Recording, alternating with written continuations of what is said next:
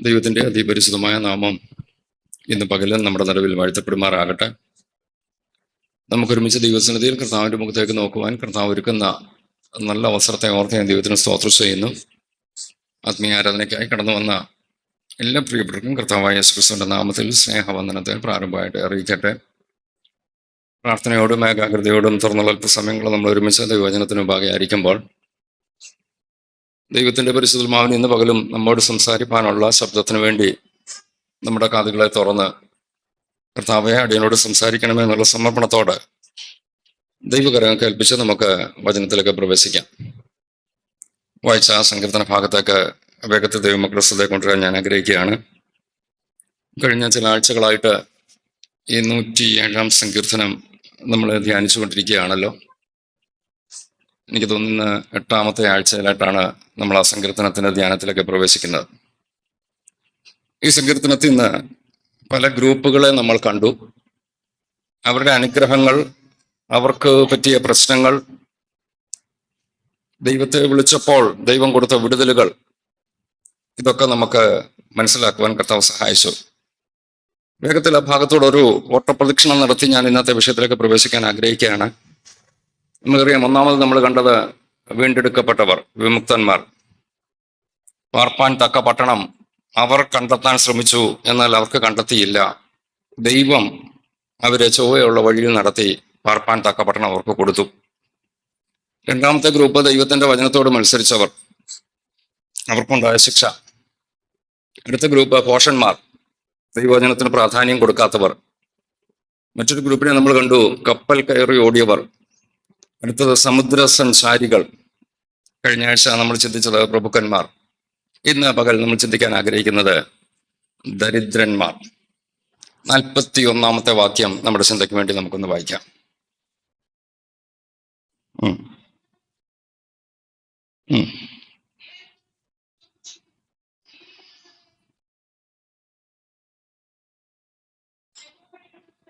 മതി. 41-ാം വാക്യത്തെ നമ്മൾ കണ്ടത്, അവൻ ദരിദ്രനെ പീഡയിൽ നിന്ന് ഉയർത്തി. തൽക്കാലം അവിടെ നിൽക്കാം. ദൈവം ദരിദ്രനെ പീഡയിൽ നിന്ന് ഉയർത്തുന്ന ദൈവമാണ്. ഇനി വേഗത്തിൽ ഞാൻ ആ ചിന്തയിലേക്ക് പ്രവേശിക്കാനായിരിക്കുന്നു. ആരാണ് ദരിദ്രൻ? ലോകപ്രകാരം സാമ്പത്തികമില്ലാത്ത, ഭൗതിക നന്മകളില്ലാത്ത, സാമ്പത്തിക കെടുതികൾ അനുഭവിക്കുന്നവരെയാണ് നമ്മൾ ദരിദ്രൻ എന്ന് പറയാറുള്ളത്. അതൊരു ദാരിദ്ര്യമാണ്. അതിനെന്തെങ്കിലുമൊക്കെ മാറ്റം വരാം. എന്നാൽ വേദപുസ്തകം എന്താ ഈ ദാരിദ്ര്യം എന്ന് പറയുന്നത്? നമ്മൾ ആ ചിന്തയിലോട്ടാണ് ഇന്ന് പകൽ കയറാൻ ആഗ്രഹിക്കുന്നത്. ലോകപ്രകാരം നമുക്കറിയാം, ദരിദ്ര രാഷ്ട്രങ്ങളുണ്ട്. ഇന്ത്യയിൽ തന്നെ അനേക ഗ്രാമങ്ങളിൽ ദരിദ്രരുണ്ട്, പട്ടണങ്ങളിലുമുണ്ട്. എവിടെ തിരിഞ്ഞാലും സാമ്പത്തിക കെടുതി അനുഭവിക്കുന്ന ഒത്തിരി പേരുണ്ട്. അവരുടെ ഉന്നമനത്തിന് വേണ്ടി സർക്കാർ ഒത്തിരി കാര്യങ്ങൾ ചെയ്യുന്നുണ്ട്. ഏതെങ്കിലും കാലത്തൊക്കെ അവർ ഉന്നമനം പ്രാപിച്ചിട്ടുമുണ്ട്. അല്ലെങ്കിൽ ഒരു പ്രത്യാശയുണ്ട്. ചിലരൊക്കെ പറയാറുണ്ടല്ലോ, ഞങ്ങളുടെ ഗതി ഇങ്ങനെ ആയിപ്പോയി, മക്കളുടെ കാലത്തെങ്കിലും നല്ല നിലയിലെത്തും എന്നൊക്കെ ഒരു പ്രതീക്ഷ ലോകമനുഷ്യനുണ്ട്. എന്നാൽ വേദപുസ്തകം ദരിദ്രൻ എന്ന് പറയുന്ന വാക്കിനെ കുറിച്ച് ഒരൊറ്റ വാക്ക് പറഞ്ഞ വ്യക്തി മുന്നോട്ട് പോകാം. സന്തോഷത്തിന്റെ ദാരിദ്ര്യം അനുഭവിക്കുന്നവരെ എന്ത് വിളിക്കണം? ദരിദ്രർ. അതൊരു ദാരിദ്ര്യമല്ലേ? ഭൗതിക നന്മ മാത്രമേ ഉള്ളോ അനുഗ്രഹം, സമ്പത്ത് എന്ന് പറയുന്നത്? ഒരു വ്യക്തിക്ക് സന്തോഷം അനുഭവിക്കാൻ കഴിയുന്നില്ലെങ്കിൽ അവൻ ആരാ? ദരിദ്രനാ. സന്തോഷത്തിന്റെ കാര്യത്തിൽ ദരിദ്രനാ. സമാധാനമില്ലാത്തവനോ? ആ വിഷയത്തിൽ ദരിദ്രനാ. പ്രത്യാശയില്ലാത്ത വ്യക്തി, അവൻ ദരിദ്രനാ, അവൻ നിരാശനാ. നാളെക്കുറിച്ച് ഒരു പ്രതീക്ഷയില്ല, അല്ലെങ്കിൽ ദൈവത്തിലുള്ളൊരാശ്രയമില്ല, കൂടെ ദൈവമില്ല. അങ്ങനെയുള്ള വ്യക്തി ഭയത്തിന്റെ വിഷയത്തിൽ അവൻ ദരിദ്രനാണ്. അങ്ങനെയെങ്കിൽ ഇന്ന് പകൽ ദൈവമക്കൾ വ്യക്തമായ ഒരു യാഥാർത്ഥ്യം തിരിച്ചറിയണം. ഇവിടെ ഇരിക്കുന്ന ആരും ആരല്ല? ദരിദ്രരല്ല. സന്തോഷത്തിന്റെ സമൃദ്ധി ദൈവം തന്നിട്ടുണ്ട്. സമാധാനത്തിന്റെ സമൃദ്ധിയും ദൈവം തന്നിട്ടുണ്ട്. പ്രത്യാശ തന്നിട്ടുണ്ട്. എന്റെ ഭയങ്ങളിൽ നിന്ന് ദൈവം എന്നെ വിടുവിച്ചിട്ടുണ്ട്. അങ്ങനെ എനിക്ക് സന്തോഷത്തോട് പറയണം, ഞാൻ ക്രിസ്തുവിൽ സമ്പന്നനാണ്. ദൈവം എന്നെ ഉയർത്തിയ ദൈവമാണ്. ദൈവം എൻ്റെ ദാരിദ്ര്യം മാറ്റിയ ദൈവമാണ്. കൊരിന്ത്യർ ലേഖനത്തിന് ഒരു വചനം ദൈവമക്കളുടെ ശ്രദ്ധ ഞാൻ കൊണ്ടുവരാൻ ആഗ്രഹിക്കുന്നു. 2 കൊരിന്ത്യർ 8-ാം അധ്യായത്തിന്റെ 9-ാമത്തെ വാക്യം ഒന്ന് വായിച്ചാട്ടെ. 2 കൊരിന്ത്യർ 8:9. നമ്മുടെ കർത്താവായ യേശുക്രിസ്തു സമ്പന്നനായിരുന്നിട്ടും അവന്റെ ദാരിദ്ര്യത്താൽ നിങ്ങൾ സമ്പന്നരാകേണ്ടതിന് മതി. മലയാളത്തിൽ അത് വായിക്കുമ്പോൾ ഒരല്പം നമുക്കൊരു ചിന്താക്കുഴപ്പം ഉണ്ടാകും. ആ വാക്യം നമുക്ക് ഇംഗ്ലീഷിലൂടെ ഒന്ന് ശ്രദ്ധിക്കാം. 8-ാം അധ്യായത്തിന്റെ 9-ാമത്തെ വാക്യം, 2 കൊരിന്ത്യർ 8:9. അവിടെ ഒരു പ്രത്യേക പദം പറയുന്നുണ്ട്. നിങ്ങൾക്കത് കാണാവുന്നവർക്ക് കാണാവുന്നതാണ്. അവിടെ എഴുതിയിരിക്കുന്നത് നമുക്ക് വേണ്ടി, എന്റെ നിമിത്തം. ആ വാക്യത്തെ എങ്ങനെയെങ്കിൽ മലയാളത്തിൽ ഒന്ന് പരാവർത്തനം ചെയ്യാനെന്ന് പറഞ്ഞോട്ട്, നമ്മുടെ കർത്താവായ യേശുക്രിസ്തു എന്റെ നിമിത്തം ദരിദ്രനായി. എന്തിനാ? എന്നെ സമ്പന്നനാക്കാൻ. കർത്താവിന് നമുക്കറിയാം, ഈ ഭൂമിയിൽ യേശു കർത്താവ് വന്നത് എന്നെ സമ്പന്നനാക്കാനാണ്. ഈ വാക്യത്തെ വെച്ചുകൊണ്ട് പ്രോസ്പെരിറ്റി തിയോളജിക്കലി പറയുന്നുണ്ട് യേശു വന്നത് എന്തിനാ? സമ്പന്നരാക്കാനാണ്. അതുകൊണ്ട് ദൈവമക്കൾ മുഴുവൻ ആരായിരിക്കണം? എന്താ അതിന്റെ അർത്ഥം? ഭൗതികമായി എന്നെ സമ്പന്നനാക്കിയിട്ടും എനിക്ക് മനസ്സിന് സമാധാനമില്ല. ആ സമ്പത്ത് കൊണ്ട് എന്താ അർത്ഥം? ഈ ലോകത്തിൽ നേടാവുന്നതിൽ ഏറ്റവും വലിയ നേട്ടം നേടി, വെട്ടിപ്പിടിക്കാവുന്നതൊക്കെ വെട്ടിപ്പിടിച്ചെങ്കിലും ഉള്ളിൽ സന്തോഷമില്ലെങ്കിൽ ആ സമ്പത്ത് കൊണ്ട് എനിക്ക് എന്താ പ്രയോജനം? അങ്ങനെയെങ്കിൽ കർത്താവ് വന്നത് ഏത് സമ്പത്ത് തരാനാണ്? ആത്മീയ സമ്പത്ത് തരാൻ. വ്യക്തമായ ബോധ്യം നമുക്കുണ്ടാകണം. എന്റെ യേശു ഭൂമിയിൽ വന്നത് എന്നെ സമ്പന്നനാക്കാനാണെന്ന് പറയുമ്പോൾ, ഞാൻ വീണ്ടും പറഞ്ഞോട്ടെ, ഭൗതികമായി ഉയർത്തേണ്ട സമയത്ത് ദൈവം ഉയർത്തും. തരേണ്ടതൊക്കെ കർത്താവ് തരും. ദൈവത്തിന്റെ ഭണ്ഡാരത്തിൽ ഒന്നിനും കുറവില്ല. ഭൗതികമായി ഒരു വ്യക്തിയെ ഉയർത്തണമെന്ന് ദൈവത്തിന് പദ്ധതി ഉള്ളപ്പോൾ ദൈവം അവരെ ഉയർത്തും. പ്രതീക്ഷിക്കാത്ത നിലയിൽ, ചിന്തിക്കാത്ത വഴിയിലൂടെ ഒരു വ്യക്തിയെ ഉയർത്താൻ ദൈവത്തിന് അധിക സമയമൊന്നും വേണ്ട. എന്നാൽ ദൈവം, യേശു കർത്താവ് ഈ ഭൂമിയിലേക്ക് വന്നത്, ആ വാക്യം ഒരിക്കൽ കൂടെ ഒന്ന് വായിച്ചോളൂ.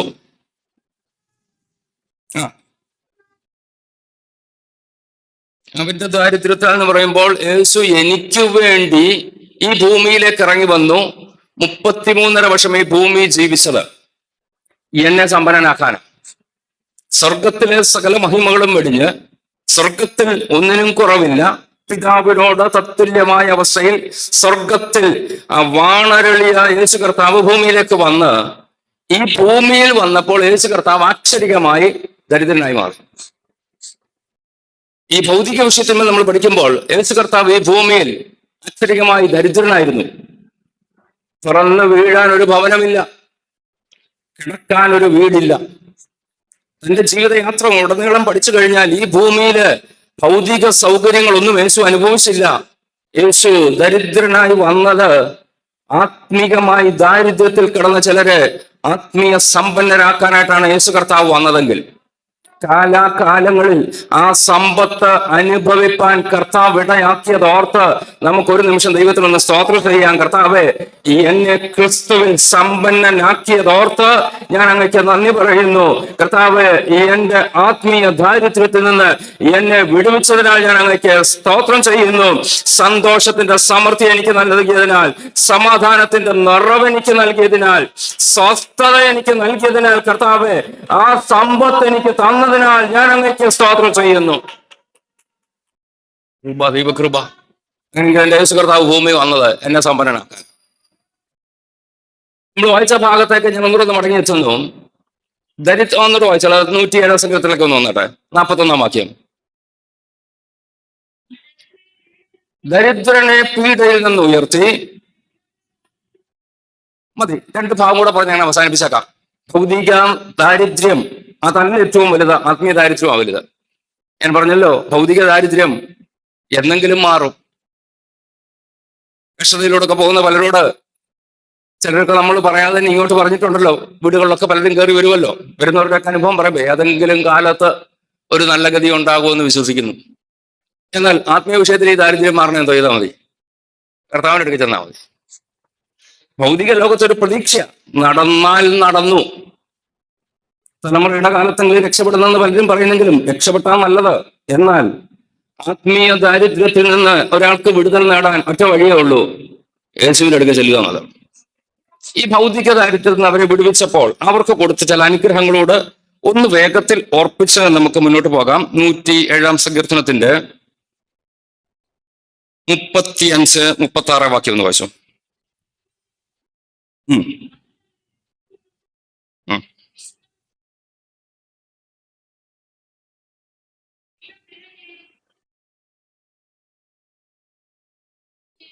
അടുത്തൂടെ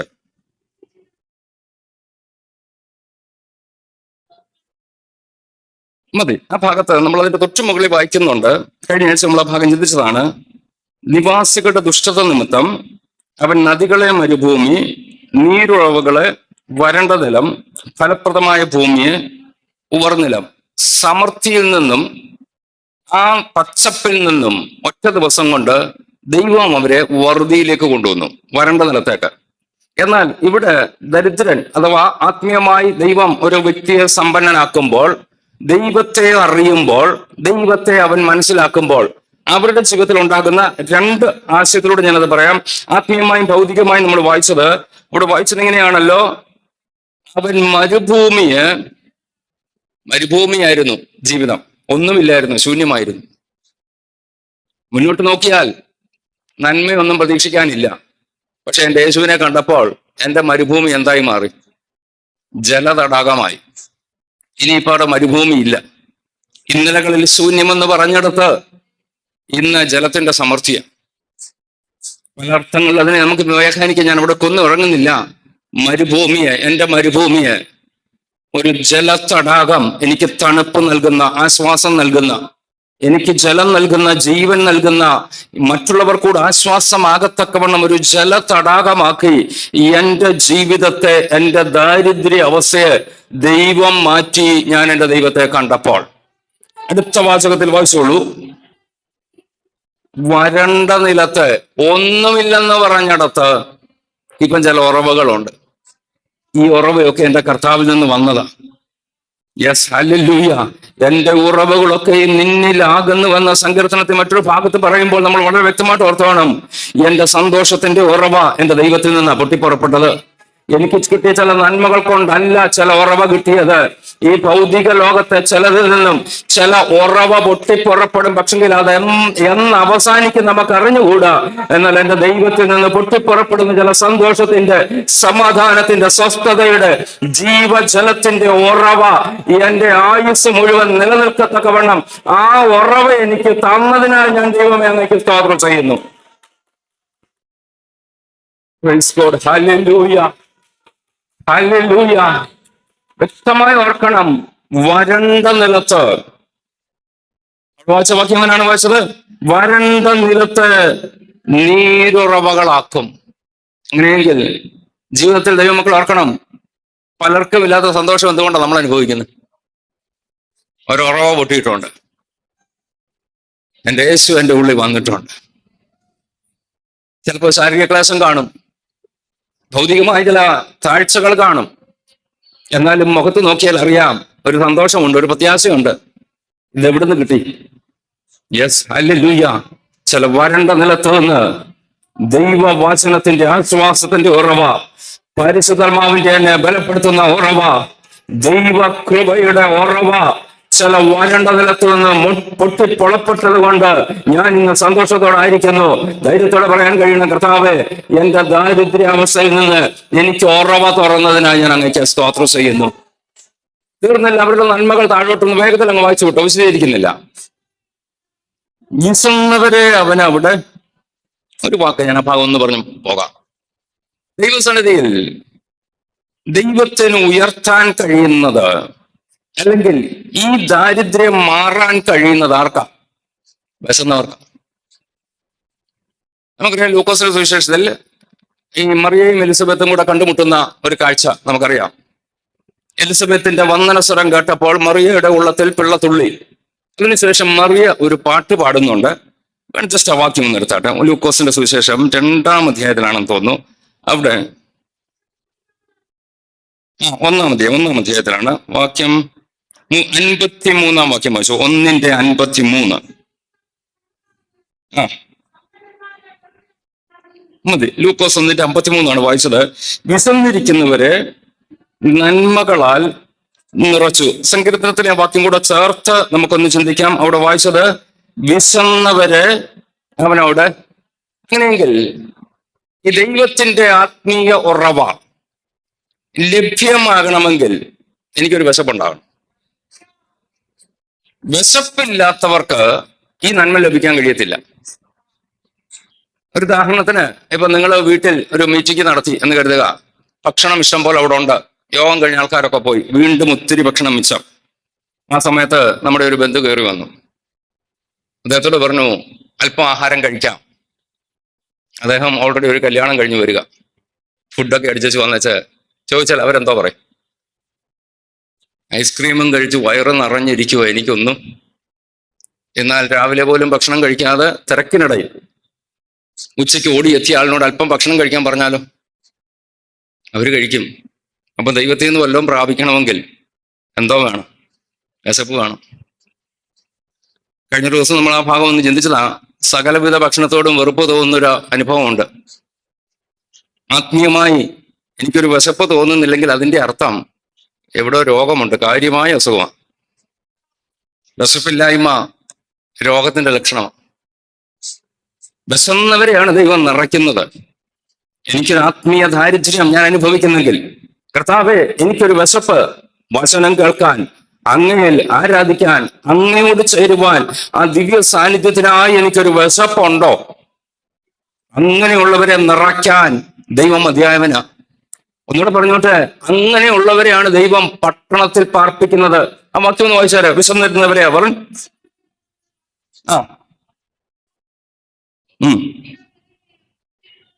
ദൈവത്തിന്റെ അനുഗ്രഹങ്ങൾ അങ്ങോട്ട് വരിക.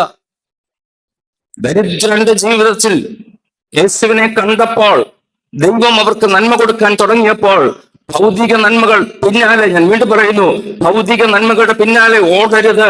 അത് എന്റെ പുറകെ വരും. അതാണല്ലോ വചനത്തിന്റെ വ്യവസ്ഥ.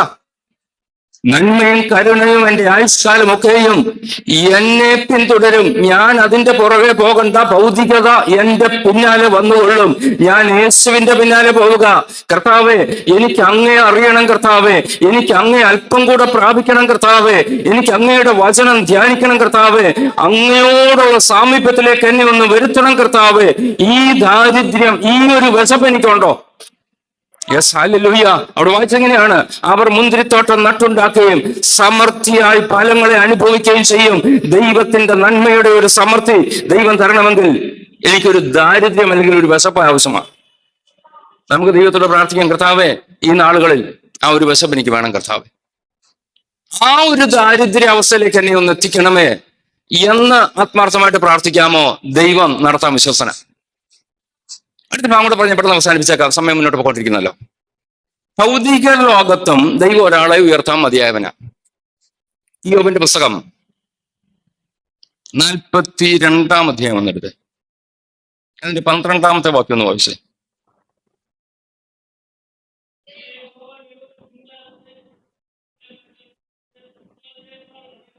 മതി. ഇയ്യോബിന്റെ പിൽക്കാലത്തെ മുൻകാലത്തെക്കാൾ അധികം. ഇനി 1:3 വായിച്ചേ. അല്ല, 1 അധ്യായം ഇയ്യോബ് 1:3.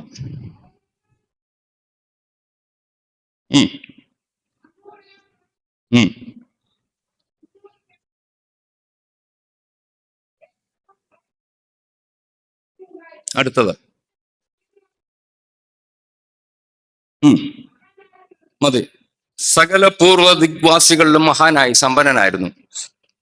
ഇനിയും ഈ 42 അധ്യായത്തിൽ വന്ന ഇയ്യോബിന്, അല്ലെങ്കിൽ ഇടഭാഗം എന്ന് പറഞ്ഞേക്കാം, 1 അധ്യായത്തിൽ കണ്ട ഇയ്യോബും 42 അധ്യായത്തിൽ കണ്ട ഇയ്യോബിനും ഇടക്കാലത്തെ ഒരു ഇയ്യോബുണ്ട്.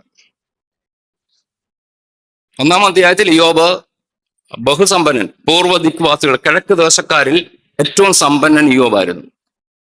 ഈ 42 അധ്യായം വരെ വരുന്ന ഭാഗം നമ്മൾ ചിന്തിച്ചാൽ ഇയ്യോബ് ആരാ? ദരിദ്രനാ.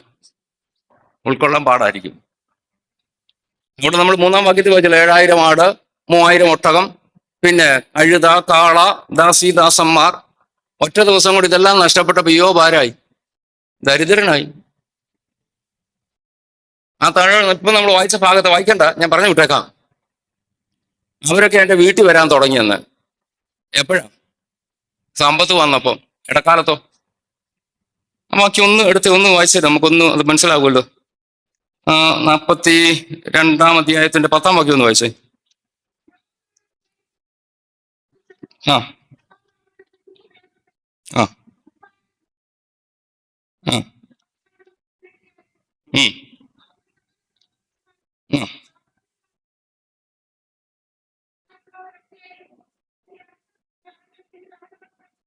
മതി. അതിന്റെ അർത്ഥം തന്നെ ഒരു കാലത്ത് വീട്ടിൽ കയറി ഇറങ്ങിയവര് ഇപ്പൊ ആരുടെ വീട്ടിൽ ചെല്ലുന്നില്ല. കാരണം അവനെ ചെന്നിട്ട് വലിയ കാര്യമൊന്നുമില്ല. വെണ്ണ കൊണ്ട് കാല് കഴുകിയവൻ അയ്യോബ്.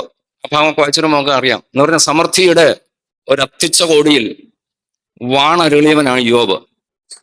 അന്ന് യോബിന്റെ വീട്ടിൽ വന്നാൽ പ്രയോജനമുണ്ട് ആർക്കെങ്കിലും? നാട്ടുകാരോ ബന്ധുക്കളോ ആരെയും ആയിക്കോട്ടെ, വന്നാൽ ഈ യോബിന്റെ വീട്ടിൽ എന്തെങ്കിലും അവർക്ക് പ്രയോജനമുണ്ട്, അല്ലെങ്കിൽ ആ തന്നോടൊപ്പം സന്തോഷിച്ച് മടങ്ങാം. എന്നാൽ താൻ ദരിദ്രനായി ഒറ്റ ദിവസം കൊണ്ട് ആ സമ്പത്ത് നഷ്ടപ്പെട്ടപ്പോൾ താൻ ദരിദ്രനാ, കൂടാതെ രോഗിയായി, മക്കളില്ല, ദാസിദാസന്മാരില്ല, ഒരുത്തരുമില്ല. ഇപ്പൊ ആ വീട്ടിൽ 2 പേരേ ഉള്ളൂ, യോബും ഭാര്യയും. ഈ 2 പേരേ ഉള്ളൂ, വേറെ ആരുമില്ല. വേലക്കാരുടെ ആവശ്യം അവിടെ ഇല്ലല്ലോ. മാത്രമല്ല വേലക്കാരൊക്കെ മരിച്ചുപോയല്ലോ, നമുക്കറിയാമല്ലോ സംഭവത്തിൽ. ഈ വേലക്കാർ മുഴുവൻ നശിച്ചുപോയി, മൃഗസമ്പത്ത് നശിച്ചുപോയി, സകലതും നഷ്ടപ്പെട്ട ദരിദ്രനായവന്റെ വീട്ടിലേക്ക് ആരും ചെല്ലുന്നില്ല. പിന്നെ സ്നേഹിതന്മാര് 4 പേര് ചെന്നേച്ച് ആശ്വസിപ്പിക്കാൻ ചെന്നവരും കുറ്റപ്പെടുത്തുക. എടാ, ഈ സമ്പത്തൊക്കെ പോയത് ചുമ്മാ ഒന്നുമല്ല, നിന്റെ കയ്യിലിരിപ്പ. അതും ഇതും പറഞ്ഞ് യോബിനെ കുറ്റപ്പെടുത്തിക്കൊണ്ട് സ്നേഹിതന്മാർ മാറി നിൽക്കുന്നു. എന്നാൽ ആ ഇടക്കാലം, ഞാൻ പറഞ്ഞല്ലോ, നമ്മൾ ആ ഭാഗം ഒന്ന് ചിന്തിച്ചു നോക്കണം. യോബിന്റെ ജീവിതത്തില് ഒരു ദീർഘമായ ഒരു ഇടക്കാലം ഉണ്ടായിരുന്നു. ഒരു ദാരിദ്ര്യാവസ്ഥ തന്റെ ജീവിതത്തിൽ ഉണ്ടായിരുന്നു. സ്നേഹിതന്മാർക്ക് വേണ്ടി പ്രാർത്ഥിച്ച് ദൈവം യോബിന്റെ സ്ഥിതിക്ക് ഭേദം വരുത്തിയ ഒരു കാലഘട്ടം വരെ, തന്റെ സമ്പത്ത് മുഴുവൻ നഷ്ടപ്പെട്ട് ദരിദ്രനായി തീർന്നവനെ ദൈവം മാനിച്ചു, ഇരട്ടി നൽകി ദൈവം ആദരിച്ച ഒരു കാലഘട്ടം. അന്ന് താൻ പറഞ്ഞ സാക്ഷ്യമാണ് നമ്മൾ വായിച്ചത്. ആ വാക്യം ഒരിക്കൽ കൂടെ ഒന്ന് വായിച്ചേ. 11 വാക്യം വായിച്ചേ. അവന്റെ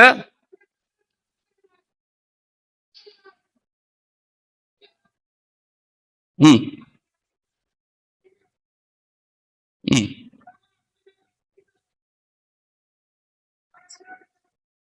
ഉം ഒരു മിനിറ്റ് നിർത്തണേ. ഇപ്പം വന്ന് ആശ്വാസം പറയാം. ആശ്വാസം പറയേണ്ടത് അപ്പോഴായിരുന്നു. ഇതാ ലോകത്തിന്റെ ഗതി. ഇത്ര നമ്മൾ ഓർത്താൽ മതി. ദരിദ്രാവസ്ഥയിൽ കിടന്നപ്പം ആശ്വാസം പറയാൻ ആരെങ്കിലും ചെന്നവരും ആശ്വാസമല്ല പറഞ്ഞു, അവര് വ്യസനിപ്പിച്ചാ പോയത്. ബന്ധുക്കള്, സകല പരിചയക്കാര്, സഹോദരന്മാരോട് നീണ്ട ലിസ്റ്റ് അവിടെ ഉണ്ടല്ലോ. ഈ പാർട്ടികളൊക്കെ എപ്പോഴാ എത്തിയത്? സമ്പത്ത് വന്നപ്പോഴാ. ഞാൻ വീണ്ടും പറയുന്നു, ലോകത്തിന്റെ ഗതി ഇതിനപ്പുറം പ്രതീക്ഷിക്കരുത്. നമ്മളെപ്പോഴും ഓർത്താൽ മതി, ലോകം ഇത്രേ തരത്തുള്ളൂ. ഈ യോബിന്റെ വീട്ടിൽ അവർക്ക് വരണമെന്ന് ഇനി വേദപുസ്തകത്തിൽ എഴുതിയിട്ടില്ല. ഞാൻ എന്റെ ഭാവനെ കാണുക, യോബ് ഒത്തിരി മാന്യന, ചോദിച്ചു കാണത്തില്ല. നമ്മളാണ് ചോദിച്ചാനേ, ഇത്രയും നാൾ എവിടെ ആയിരുന്നു? മനുഷ്യമായി ചോദിക്കത്തില്ലേ? നിങ്ങളെയൊന്നും കണ്ടില്ലല്ലോ. അവർക്കുള്ളിൽ പറയാം, അന്ന് വീട്ടിൽ വന്നിട്ട് വലിയ പ്രയോജനമൊന്നുമില്ലല്ലോ. ആ ചീഞ്ഞു നാറുന്ന വ്രണമുള്ള താങ്കളുടെ അടുത്ത് വന്നിരുന്ന് ആ സ്മെല്ലടിക്കാനൊന്നും ഞങ്ങൾക്ക് പറ്റത്തില്ല. അതുകൊണ്ടാണ് ഞങ്ങൾ വരാഞ്ഞു. ഇപ്പം കുഴപ്പമൊന്നുമില്ലല്ലോ. വന്നാൽ ഒരു ഗ്ലാസ് കാപ്പിയെങ്കിലും. ആ കാലത്ത് വന്ന് യോബിന്റെ ഭാര്യ പറയാണ്, ഒരു ഗ്ലാസ് ചായ എടുക്കട്ടെ എന്ന് ചോദിച്ചാൽ എന്നാ പറയും? ഉത്തരം നിങ്ങൾ തന്നെ അങ്ങ് പറ. നമ്മൾ ഇപ്പം കുടിച്ചതേ ഉള്ളൂ. ദാഹം ഉണ്ടെങ്കിലും ആ വീട്ടിൽ നിന്ന് എന്തോ ചെയ്യത്തില്ല, കുടിക്കത്തില്ല. ഇപ്പൊ യോബ് സമ്പന്നനായപ്പോ എല്ലാം കൂടെ തിരിച്ചു കയറി വെക്കുക. ഭയങ്കര ആശ്വാസവചനം അവിടെ വന്ന് ആശ്വസിപ്പിക്കുക. ഞാൻ ചോദിച്ചോട്ടെ, ഇപ്പൊ ആശ്വസിപ്പിച്ചിട്ട് എന്തോ ചെയ്യാനാ? എന്നോട് പറയുന്നു, ലോകം ഇതേ തരത്തുള്ള ലോകത്തിന്റെ ഗതിയില്ല. പക്ഷെ ദൈവമക്കളെ പറഞ്ഞിട്ട് ഞാൻ പറഞ്ഞോട്ടെ, ഈ ഭൗതികമായ ദാരിദ്ര്യത്തിൽ നിന്നും ഉയർത്താൻ ആർക്ക് കഴിയും? ദൈവത്തിന് കഴിയും. യോബ് ദൈവത്തിൽ വിശ്വസിച്ചപ്പോൾ അവന്റെ സ്ഥിതിക്ക് ദൈവം ഭേദം വരുത്തി അവനെ അനുഗ്രഹിച്ചു, മുമ്പുണ്ടായിരുന്നതിന്റെ ഇരട്ടി കൊടുത്തു. എന്നാൽ ഈ ഭക്തന്റെ ജീവിതത്തിലും ഒരു ദാരിദ്ര്യത്തിന്റെ ഇടക്കാലം ഉണ്ടായിരുന്നു. ദൈവത്തെ വിളിച്ചതിന്റെ ഫലമായിട്ട് ദൈവം ഇരട്ടി നൽകി അവനെ ആദരിച്ചു. Yes, hallelujah. ഭൗതികമായി പോലും ഉയർത്താൻ ദൈവം വിശ്വസനാണ്. ഒരു ചരിത്രം കൂടെ വേഗത്തിൽ ഒന്ന് കാണിച്ചേക്കാം. രൂത്ത്, നമുക്കറിയാമല്ലോ, കാലാപറക്കാൻ പോയതാ. കൊയ്തു പോകുമ്പോൾ, കൊയ്ത്തുകാർ കെട്ടിക്കൊണ്ടു പോകുമ്പോൾ എന്തെങ്കിലും പൊഴിഞ്ഞു വീണാൽ അരികു തീർത്ത് കൊയ്യരുതെന്ന് ന്യായപ്രമാണത്തിൽ പറഞ്ഞത് കൊണ്ട് ആ അരികിൽ എന്തെങ്കിലും ഉണ്ടെങ്കിൽ അത് പറക്കാൻ പോയ രൂത്ത് ആ ബോവസിന്റെ ആ കളത്തിന്റെ ഒട്ടമ്മയാക്കി മാറ്റാൻ എന്റെ ദൈവത്തിന് കഴിയും. അങ്ങനെയെങ്കിൽ വ്യക്തമായി തിരിച്ചറിയണം, ഭൗതിക ദാരിദ്ര്യത്തിൽ നിന്നും ഉയർത്താൻ എന്റെ ദൈവത്തിന് കഴിയും. ദൈവം വിശ്വസനാണെന്നുള്ള വലിയ ബോധ്യം ദൈവമക്കളെ നമുക്കുണ്ടാകണം. തീർച്ചയായിട്ടും ദൈവം ഉയർത്താൻ മതിയായ ദൈവം തന്നെയാണ്. ഇനിയും ജോസഫിനെ ഒന്ന് എടുത്തു നോക്കിയേ. 13 വർഷത്തെ കാരാഗ്രഹവാസം. തന്നോട് ചോദിച്ചേ, താൻ അവിടെ ഇപ്പം ദരിദ്രനല്ലേ? ഭൗതിക ദാരിദ്ര്യമല്ല അവിടെ ഉദ്ദേശിച്ചത്, സ്വാതന്ത്ര്യത്തിന്റെ ദാരിദ്ര്യം അനുഭവിച്ചുകൊണ്ടിരിക്കുക. ആ തടവറയിൽ ചെയ്യാത്ത കുറ്റത്തിന് താൻ വേദന അനുഭവിച്ചുകൊണ്ട്, ശിക്ഷ അനുഭവിച്ചുകൊണ്ട്, സ്വാതന്ത്ര്യത്തിന്റെ ദാരിദ്ര്യം അനുഭവിച്ചവന് ദൈവം ഒരു ദിവസം പുറത്തു കൊണ്ടുവന്നെങ്കിൽ, ഇന്ന് പകൽ ദൈവമക്കളെ ആത്മാവിലൊരു ദൂത് പറയട്ടെ, ഏതൊക്കെയോ ചങ്ങലയ്ക്കകത്ത്, കാരാഗ്രഹത്തിനകത്ത് അടയ്ക്കപ്പെട്ടതുപോലെ ചില സ്വാതന്ത്ര്യത്തിന്റെ ദാരിദ്ര്യം അനുഭവിക്കുന്നെങ്കിൽ നിങ്ങളെ പുറത്തു വരുത്തുവാൻ എന്റെ ദൈവത്തിന് കഴിയും. ഇന്ന് പകൽ വിളിച്ചു പറ, കർത്താവേ, എന്റെ അവസ്ഥ മാറ്റി എന്നെ സ്വതന്ത്രനാക്കാൻ, ഒരു സ്വാതന്ത്ര്യം നൽകാൻ എന്റെ ദൈവത്തിന് കഴിയും. Praise God, hallelujah, hallelujah. തള്ളപ്പെടൽ ഒത്തിരി അനുഭവിച്ചവരുണ്ട്. നമുക്കറിയാമല്ലോ, ഗേറ്റ് കീപ്പർ മൊർദെഖായി ഒന്ന് നോക്കിയേ. അവനെ പഴിക്കുക, ദുഷിക്കുക, വായി പിടിച്ചതൊക്കെ നാട്ടുകാർ പറയുക. എന്നാൽ ആ ദാരിദ്ര്യത്തിൽ നിന്ന്, ആ അവസ്ഥയിൽ നിന്ന് ദൈവം അവനെ പ്രധാനമന്ത്രി കസേരയിൽ എത്തിച്ച് ചില അധികാരിയാക്കിയെങ്കിൽ, ഇന്ന് പകൽ ദൈവമക്കൾ ഞാൻ വീണ്ടും പറഞ്ഞോട്ടെ, യേശുവിനെ കണ്ടതാണ് എന്റെ ജീവിതത്തിന്റെ അനുഗ്രഹമെന്ന് ബോധ്യമുള്ളവർ ഇന്ന് പകൽ പറ, കർത്താവേ, എന്റെ യേശുവിനെ കണ്ടു, എന്റെ ദൈവത്തെ രക്ഷിതാവായി സ്വീകരിപ്പാനിടയായി, അങ്ങയുടെ മകനാകാൻ, മകളാകാനുള്ള ഭാഗ്യം കർത്താവ് എനിക്ക് തന്നു. എന്റെ ദാരിദ്ര്യം എന്റെ കർത്താവ് മാറ്റി. Yes, hallelujah. ഇന്ന് ഞാൻ ക്രിസ്തുവിൽ സമ്പന്നനാണ്. എന്റെ യേശു എനിക്ക് വേണ്ടി ദരിദ്രനായി ആ കർത്താവ് എന്നെ സമ്പന്നനാക്കിയെങ്കിൽ ഇന്ന് പകൽ വിളിച്ചു പറ, ഞാൻ ക്രിസ്തുവിൽ സമ്പന്നനാ. കൃപ, ഹല്ലേലൂയ. സന്തോഷത്തോടെ നമുക്ക് പറയണം, നമ്മൾ ആരും ദരിദ്രരല്ല. ഏത് സമയത്തും വിളിച്ചു പറഞ്ഞോണം, ഞാൻ ദരിദ്രനല്ല, യേശുവിന്റെ ദാരിദ്ര്യം മാറ്റി. ഭൗതിക മേഖലകൾ ഞാൻ വീണ്ടും പറയുന്നു, ദൈവത്തിന്റെ സമയത്ത് ദൈവം ഉയർത്തും. അത് ദൈവത്തിന്റെ നീതി. ഈ ഭൂമിയിൽ പാർക്കുമ്പോൾ തന്നെ തന്റെ മക്കൾക്ക് കൊടുക്കേണ്ട നീതി ദൈവത്തിന്റെ വിശ്വസ്തതയാണ് അവരെ ഉയർത്തുക എന്നുള്ളത്. അതും ദൈവം തക്ക സമയത്ത് കൊടുക്കുക തന്നെ ചെയ്യും. മനുഷ്യന്റെ കൺസെപ്റ്റോടെ പറഞ്ഞാൽ പെട്ടെന്ന് അവസാനിപ്പിച്ചേക്കാം. യാക്കോബിന്റെ ലേഖനത്തിലൊക്കെ ഒന്ന് വന്നാട്ടെ. മാനുഷികമായി മനുഷ്യർ ഓരോരുത്തരെ കാണുന്ന വിധം കൂടെ പറഞ്ഞ് അവസാനിപ്പിക്കാൻ 2-ാം അധ്യായം 3 മുതൽ താഴോട്ട് 1-2 വാക്യങ്ങളെന്ന് വെച്ചോ. യാക്കോബിന്റെ ലേഖനം.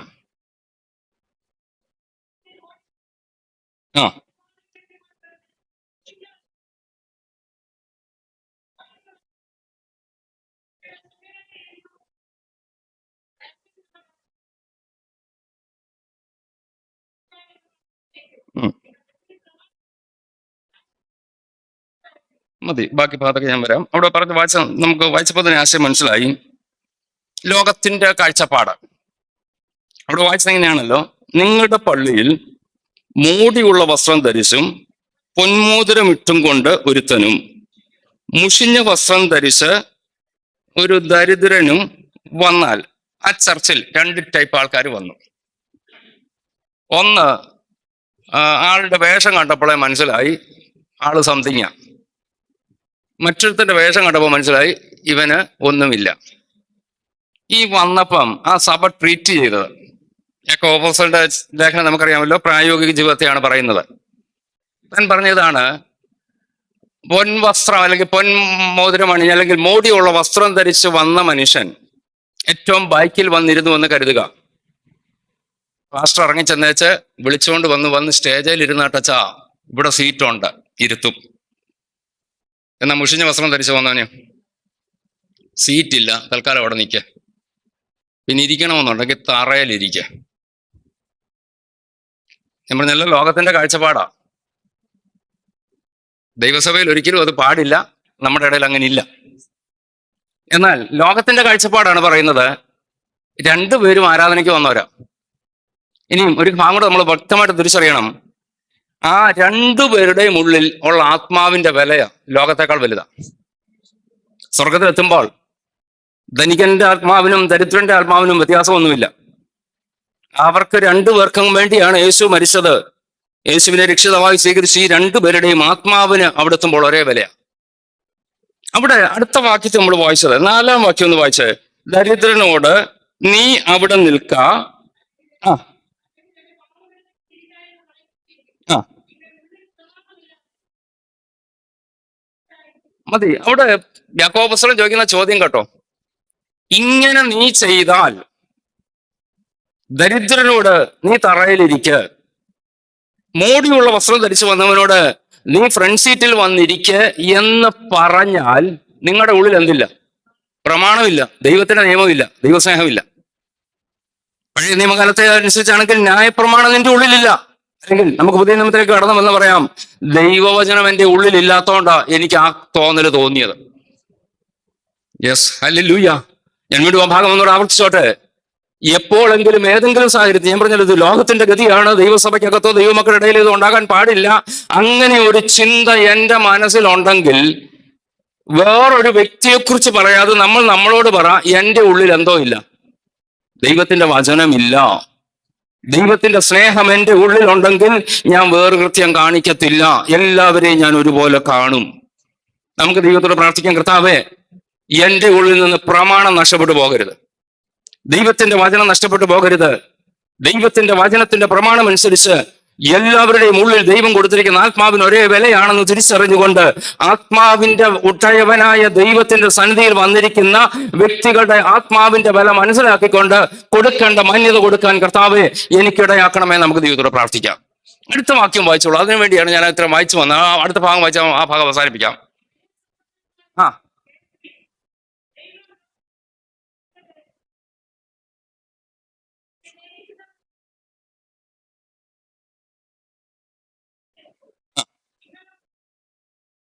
മതി.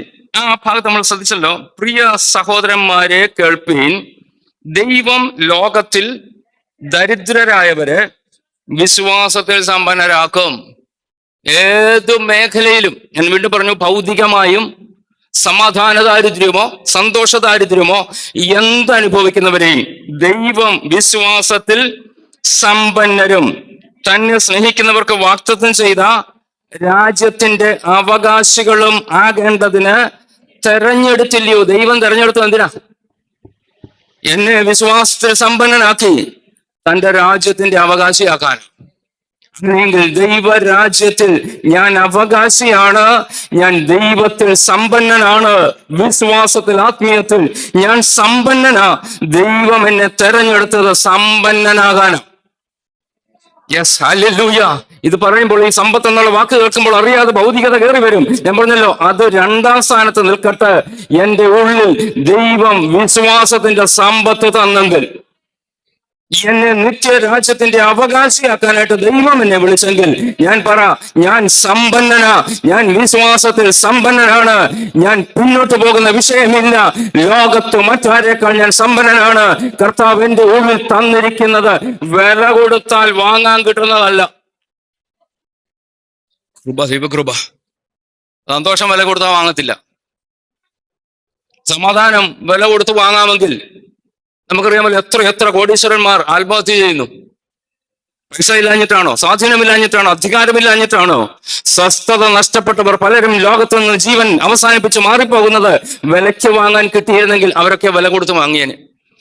എന്നാൽ വില കൂടാതെ എന്റെ യേശുവിനെ കണ്ടതോടുകൂടെ എനിക്ക് ദൈവം തന്ന ഈ മഹാസമ്പത്തിനായി കർത്താവെ ഞാൻ അങ്ങേക്ക് സ്തോത്രം ചെയ്യുന്നു. എന്റെ വാക്ക് അവസാനിപ്പിക്കും മുമ്പ് ഒരു വാക്ക് കൂടെ ഒന്ന് പറഞ്ഞ് അവസാനിപ്പിച്ചോട്ടെ. ഇത്രയും വന്നപ്പം അതുകൂടെ ഒന്ന് ചേർത്ത് പറഞ്ഞാൽ അല്പം കൂടെ ഒരു ധൈര്യമാകുമല്ലോ, ആ വിഷയം നമുക്കൊന്ന് ഉറപ്പിക്കാമല്ലോ.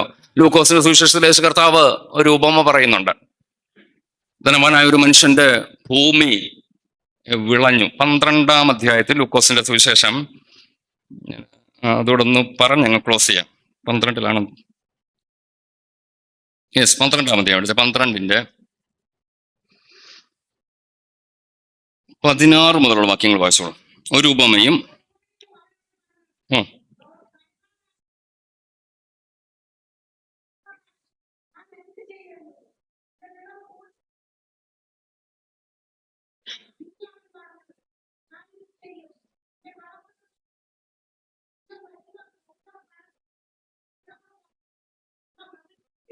ഉം,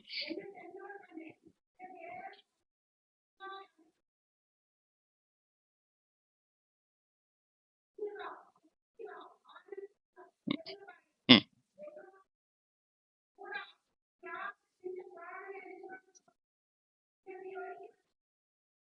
ഉം.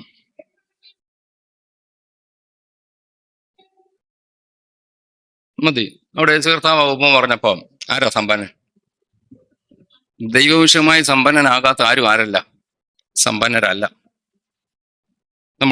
എന്റെ വാക്ക് അവിടെ അവസാനിപ്പിക്കാം. ദൈവത്തോട് പ്രാർത്ഥിക്കേണ്ട എന്തോ? സമ്പന്നനാക്കണേ എന്ന് പ്രാർത്ഥിക്കുമ്പോൾ ഏത് സമ്പത്ത് ആഗ്രഹിക്കുന്നത്? ദൈവവിഷയമായി സമ്പന്നനാക്കണം. ദൈവവിഷയമായി സമ്പന്നൻ ആകാത്ത, അവിടെ വായിച്ച് അവസാനിപ്പിച്ചത്, ദൈവവിഷയമായി സമ്പന്നനാകാതെ തനിക്ക് തന്നെ നിക്ഷേപിക്കുന്നവന്റെ, സമ്പാദിക്കുന്നവന്റെ കാര്യം ഇങ്ങനെ ആകുന്നു. അങ്ങനെയെങ്കിൽ ഈ ഭൂമിയിലെ സമ്പാദ്യമൊക്കെ ഇത്രയേ ഉള്ളൂ. എന്ന് പോകും, നമ്മളപ്പം പോകും, പറയാനൊക്കത്തില്ല. യോബിനെ നമ്മൾ കണ്ടല്ലോ, സമ്പാദ്യം നഷ്ടപ്പെടാൻ അധിക സമയം വന്നില്ല, ജീവൻ നഷ്ടപ്പെടാനും അധിക സമയം വേണ്ട. അങ്ങനെയെങ്കിൽ നമ്മൾ ദൈവത്തോട് പ്രാർത്ഥിച്ചു, കർത്താവെ എന്നെ ആത്മീയമായി സമ്പന്നനാക്കണം, ക്രിസ്തുവിൽ സമ്പന്നനാക്കണം, വിശ്വാസത്തിൽ സമ്പന്നനാക്കണം, ദൈവവിഷയമായി സമ്പന്നനാക്കണം. ഇതായിരിക്കട്ടെ നമ്മുടെ പ്രാർത്ഥന.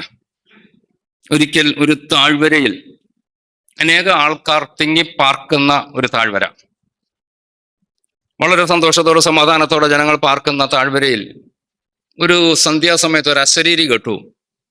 ഇന്ന് രാത്രി 12 മണിക്ക് ഈ താഴ്വരയിലെ ഏറ്റവും സമ്പന്നൻ മരിച്ചു പോകും. പെട്ടെന്ന് ജനങ്ങളെല്ലാം ചിന്തിച്ചു, ആ താഴ്വര ഒരു വലിയ മുതലാളിയുടെയാണ്, അദ്ദേഹത്തിന്റെ എസ്റ്റേറ്റാ, അവിടുത്തെ പണിക്കാരാണ് അവിടെ പാർക്കുന്ന മുഴുവൻ. അങ്ങനെയെങ്കിൽ ആ താഴ്വരയിലെ സമ്പന്നൻ ആ മുതലാളിയാണ്. അദ്ദേഹം ഉള്ളത് കൊണ്ടാണ് ആ ആൾക്കാരെല്ലാം ജീവനം കഴിച്ചു പോകുന്നത്. ഈ അശരീരി മുഴങ്ങി, എല്ലാവരും ഞെട്ടി. പെട്ടെന്ന് തന്നെ സാമ്പത്തികമുള്ള ആ സമ്പന്നനായ മനുഷ്യൻ ഡോക്ടേഴ്സിന്റെ ഒരു വലിയ സംഘത്തെ വരുത്തി. അവർ പരിചരണം ആരംഭിച്ചു. അവർ ഇടയ്ക്കിടയ്ക്ക് നോക്കുമ്പോൾ ഇദ്ദേഹത്തിന്റെ BP normal, sugar normal, ECG normal, എല്ലാം നോർമലാണ്. പക്ഷെ ഡോക്ടേഴ്സ് കണ്ണും ഉറക്കളച്ചവിടെ ഇരിക്കുക. ശബ്ദം കേട്ടത് രാത്രി 12 മണിക്ക് ഈ താഴ്വരയിലെ ഏറ്റവും സമ്പന്നൻ മരിച്ചു പോകും. ഇദ്ദേഹം മരിക്കരുത്, മരിച്ചാൽ ആ നാട്ടുകാർ മുഴുവൻ അവിടെ കൂടിയിട്ടുണ്ട്. ഞങ്ങളുടെ മുതലാളി മരിച്ചു പോകരുത്, ഈ ചിന്തയോടെ അവരെല്ലാം അവിടെ കൂടിയിട്ടുണ്ട്. രാത്രി 12 ഒന്നും സംഭവിച്ചില്ല. 12:30 1 മണിയായി, ഒന്നും സംഭവിച്ചില്ല. ഡോക്ടേഴ്സ് മാറി മാറി ഇദ്ദേഹത്തെ പരിശോധിക്കുന്നു, ഇദ്ദേഹത്തിന് ഒരു പ്രശ്നവുമില്ല. 2 മണിയായപ്പോൾ ഡോക്ടേഴ്സ് പറഞ്ഞു, അദ്ദേഹത്തിന് ഒരു പ്രശ്നവുമില്ല, അദ്ദേഹം ഫിസിക്കലി ഫിറ്റാ. ആൾക്കാർ പിരിഞ്ഞു പോകുന്നു. അവർ പിരിഞ്ഞു പോയ വഴിയിൽ ഒരു കുടിലിന്റെ അരികിൽ വെട്ടം കണ്ടുകൊണ്ട് അവർ നിന്നു. അവിടെ നിന്ന് ചെറിയ കരച്ചിൽ കേൾക്കുന്നു. കയറി ചെന്നപ്പോൾ ആ കുടിലിൽ പാർത്ത ഭക്തനായ ഒരു മനുഷ്യൻ മരിച്ചുപോയി. ഇവര് ചോദിച്ചു, എപ്പോഴാണ് മരിച്ചത്? ഇന്ന് രാത്രി 12 മണിക്ക്. അദ്ദേഹം സ്വർഗത്തിലേക്ക് കയറിപ്പോയി. ആ താഴ്വരയെ കേട്ട ശബ്ദം എന്തോ? ഈ താഴ്വരയിലെ സമ്പന്നനായ മനുഷ്യൻ, സ്വർഗത്തിന്റെ ദൃഷ്ടിയിൽ ആരായിരുന്നു സമ്പന്നൻ? ഒരു ഭക്തനായിരുന്നു. ദൈവത്തെ അറിഞ്ഞ് കർത്താവിന് വേണ്ടി നിന്ന ആ ഭക്തൻ രാത്രി 12 മാറ്റപ്പെട്ടു. അതാണ് അശരീരിയായ ആ താഴ്വരയിൽ മുഴങ്ങിയത്. ലോകത്തിന്റെ ദൃഷ്ടിയിൽ സമ്പത്ത് വേറെയാണ്, എങ്കിലും ദൈവത്തിന്റെ ദൃഷ്ടിയിലെ സമ്പത്ത് തന്നിൽ ആശ്രയിക്കുന്നവരാണ്. ഞാൻ എൻ്റെ വാക്ക് അവിടെ അവസാനിപ്പിക്കട്ടെ. ഒരു നിമിഷം നമ്മുടെ കണ്ണുകളൊന്ന് അടയ്ക്കാം. നമുക്കൊരുമിച്ച് ദൈവത്തോടൊന്ന് പ്രാർത്ഥിക്കാം. വിശ്വാസത്തിൽ സമ്പന്നരാക്കണം കർത്താവേ. ദരിദ്രനെ കുപ്പയിൽ നിന്ന് എഴുന്നേൽപ്പിക്കുന്ന ദൈവമാ കർത്താവേ. ഈ ലോകത്തിന്റെ പാപക്കുപ്പയിൽ സമാധാനമില്ലാതെ, സന്തോഷമില്ലാതെ, സ്വസ്ഥതയില്ലാതെ കഴിഞ്ഞ ഞങ്ങളെ കർത്താവെ അങ്ങ് സമ്പന്നരാക്കിയല്ലോ. സന്തോഷത്തിന്റെ സമ്പത്ത്, സമാധാനത്തിന്റെ സമ്പത്ത്, ദൈവവചനത്തിന്റെ സമ്പത്ത് വിശ്വാസത്തിന്റെ സമ്പത്ത്, ദൈവ വിഷയമായ സമ്പത്ത് കർത്താവെ ഞങ്ങൾക്ക് തന്നതിനാൽ ഞങ്ങൾ അങ്ങേക്ക് സ്തോത്രം ചെയ്യുന്നു. ഇന്ന് പകൽ ദൈവമക്കളെ ആ സമ്പത്ത് അനുഭവിക്കുന്ന ദൈവമക്കൾ ദൈവത്തിന് സ്തോത്രം ചെയ്തോണം. സ്വർഗത്തിന്റെ മണിമകുടമായിരുന്ന പിതാവിന്റെ മടിയിൽ വിചാരിച്ചിരുന്ന ഓമനകുമാരനെ എനിക്ക് വേണ്ടി തന്നു. ലോകത്തെ ഏറ്റവും വിലപിടിപ്പുള്ള രക്ഷ എനിക്ക് തന്നു. ആ പുത്രനെ എനിക്ക് തന്നു. സകല ലോകത്തെക്കാൾ വിലയുള്ള ആത്മാവിന്റെ രക്ഷ എനിക്ക് തന്ന് എന്നെ സമ്പന്നനാക്കി തീർന്നില്ല. പരിശുദ്ധാത്മാവിനെ എനിക്ക് നൽകി സമ്പന്നനാക്കി. ഇന്ന് പകൽ ദൈവമക്കളെ ആ സമ്പത്ത് അനുഭവിക്കുന്നവർ അല്പസമയം ദൈവത്തിനൊന്ന് നന്ദി പറയാമോ? പുത്രനെ തന്നതിനാൽ, പരിശുദ്ധാത്മാവിനെ തന്നതിനാൽ, ദൈവവചനം തന്നതിനാൽ, സമാധാനം തന്നതിനാൽ, സന്തോഷം തന്നതിനാൽ, ദൈവസഭ തന്നതിനാൽ, കൂട്ടായ്മയ്ക്കും കൂട്ടിനും ആളെ തന്നതിനാൽ, എന്റെ ദൈനംദിന ജീവിതത്തിൽ കർത്താവെ സ്വസ്ഥതയോട് ജീവിക്കാനായിട്ട് എനിക്ക് അവസരം തന്നതിനാൽ, എനിക്ക് തന്ന സകല സമ്പത്തിനായി ഞാൻ അങ്ങേക്ക് നന്ദി പറയുന്നു. യേശുവിന്റെ നാമത്തിൽ, അധികാരമുള്ള നാമത്തിൽ ഇന്ന് പകല ബോധ്യമുള്ളവർ ഒരുമിച്ച് അല്പസമയം കരങ്ങൾ അടിച്ച ദൈവത്തിനൊന്ന് നന്ദി കരേറ്റി നിങ്ങളുടെ വാ തുറന്ന് സ്തോത്രം ചെയ്യാമെങ്കിൽ കർത്താവിന് നന്ദി കരേറ്റിക്കോ. കർത്താവ് എന്നെ ക്രിസ്തുവിൽ സമ്പന്നനാക്കിയതാൽ ഞാൻ അങ്ങേക്ക് നന്ദി പറയുന്നു. ദൈവകൃപ. Hallelujah, hallelujah, hallelujah. യേശുവേ, അങ്ങേക്ക് ഞങ്ങളോട് പ്രസാദം തോന്നിയതിനാൽ നന്ദി കർത്താവേ. യേശുവേ, ഹല്ലേലൂയ.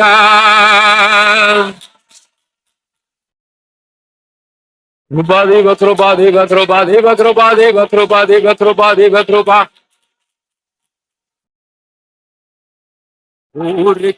ജയം. ഹല്ലേലൂയ. ഒരു കാര്യം കൂടെ പറഞ്ഞ് അവസാനിപ്പിച്ചോട്ടെ.